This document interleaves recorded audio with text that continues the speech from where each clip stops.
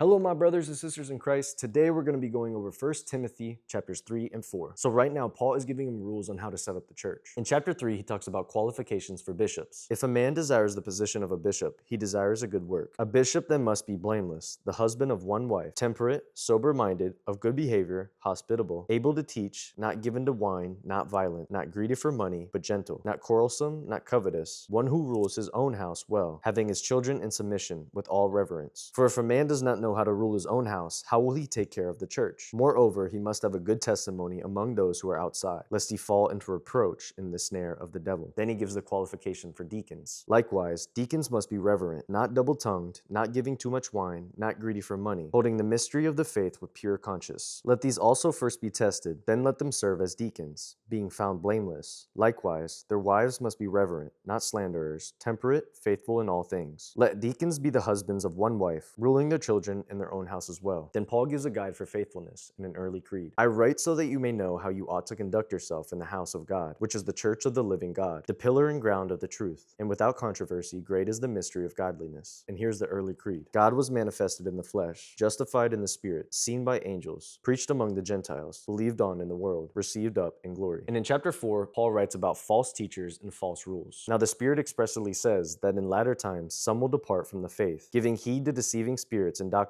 of demons, forbidding to marry and commanding to abstain from food which God created to be received with thanksgiving by those who believe and know the truth. If you instruct the brethren in these things, you will be a good minister of Jesus Christ, but reject profane and old wife fables, and exercise yourself towards godliness. Then Paul writes about self-discipline in ministry. Be an example to the believers in word, in conduct, in love, in spirit, in faith, in purity. Do not neglect the gift that is in you, which was given to you by prophecy, with the laying on of the hands of the eldership. Take heed to yourself and to the doctrine. Continue in them. For in doing this, you will save both yourself and those who hear you. So when Paul says, do not neglect the gift that is given to you, he's talking about how the apostles ordained him as a priest. And that concludes the reading for the day. God bless. I'll see y'all tomorrow.